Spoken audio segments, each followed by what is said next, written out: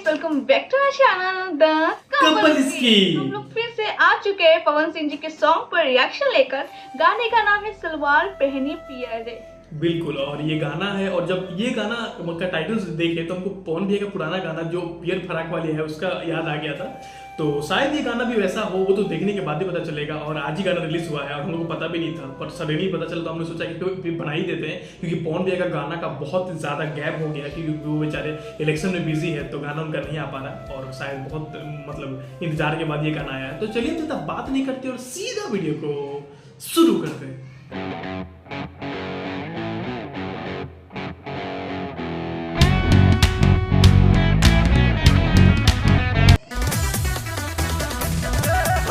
KTM से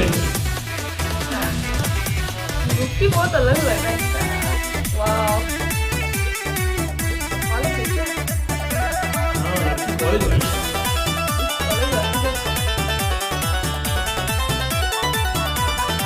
आज खोजा होता गा मीठा भाके अब छको रहलो रे बाबू कबो हम हदा पलाइन मरहला कबो तारेला सखी सहेली धधके करे जा हमार अवेलू जब नियरे हो काढ़ ले लू जिया रे सलवार पहनी पिया रे हो काढ़ ले लू जिया रे सलवार पहनी पिया रे हो।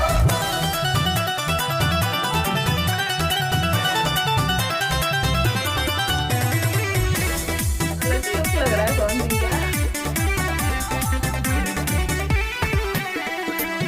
प्यारी दिल पर आरी बन के रूप तोहर चीरता हो परता नजर जे को पलको गिरता हो तगरता कहले में उड़वला हो ए सखी के लाभा बतिया मीठ मीठ कोइला हो ए सखी के लाभा सपने में अपने से देह लागे सिहारे हो काढ़ ले लू जिया रे सलवार पहनी पिया रे हो काढ़ ले लू जिया रे सलवार पहनी पिया रे हो।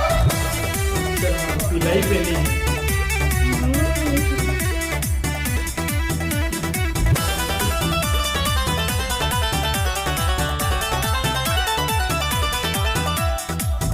मान ले तू बात तो नहीं रख ले तू जिंदगी नाम लिख दे तू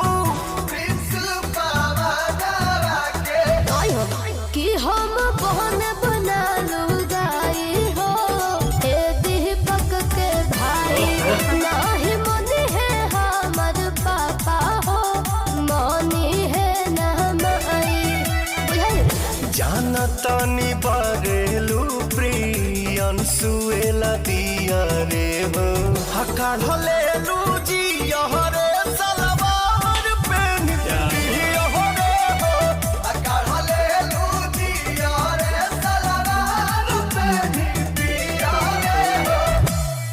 तो ये था गाना, क्या ही गाना, मजा आ गया गाना सुन के। सलवार पहनी पियरे हो, और मतलब बेहतरीन गाना था। और मतलब पवन भैया का जिस हिसाब से काफ़ी लंबे और समय बाद आए हैं उस हिसाब से गाना भी है।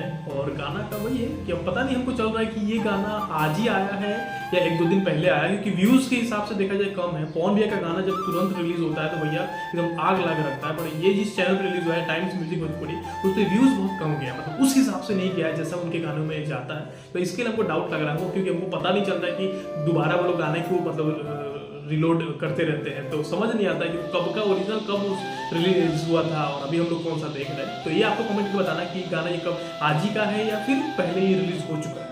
तो खैर गाने की बात करें तो गाना एकदम सुपर गाना था, एकदम गाना मतलब क्या ही लाइन था, लिरिक्स बहुत बेहतरीन लिखा है, वो सब उसके बारे में आपको बताएंगे। फिलहाल अभी तुमसे पूछेंगे तुम्हें कैसा लगेगा। बहुत अच्छा लगा। बहुत दिन के बाद पवन सिंह जी का ऐसा गाना सुनने को मिला। बहुत दिन से इंतजार में थे कि ऐसा गाना सुनने मिले। बहुत अच्छा लगा। लिरिक्स बहुत ज़्यादा प्यारा था, बहुत प्यारा सॉन्ग था। बिल्कुल, तो आपको पता है कि गाना अच्छा था तो उसके बारे में बताना हमारा कर्तव्य होता है। तो गाना जो है टाइम्स म्यूजिक भोजपुरी पे रिलीज हुआ है। उसके बाद ट्रैक मतलब गाने का नाम सलवार पहनी पियरे हो, जैसे कि पहले ही आपको बता चुका हूँ। और सिंगर अपना पवन भैया और शिवानी सिंह है। म्यूजिक जो है वो प्रियांशु सिंह ने दिया है, इसीलिए उनका नाम भी लिया गया है। लिरिक्स जो है वो प्रिंस प्रियदर्शी का है, बहुत ही प्यारा लिरिक्स है, क्या ही बात है। और उसमें जो मतलब एक्ट्रेस है वो सानवी करके है, सानवी नाम है। और ये था गाना। आई होप कि आपको अच्छा लगा होगा। और मतलब अगर आपको अच्छा लगा होगा, चैनल पर नए हैं तो चैनल को सब्सक्राइब करके सपोर्ट दिखाइएगा। पवन भैया के फैन है तो उनको भी सपोर्ट दिखाइएगा। और ज़्यादा बात करके आपको पकाएंगे नहीं। चलिए अब अगर आप चाहते हैं कि आपके गाने पर हम लोग रिएक्शन दें तो अपने गाने का नाम भी कमेंट में जरूर बताइएगा। तो चलिए अब सीधा मिलते हैं दूसरे वीडियो में, तब तक के लिए जय हिंद।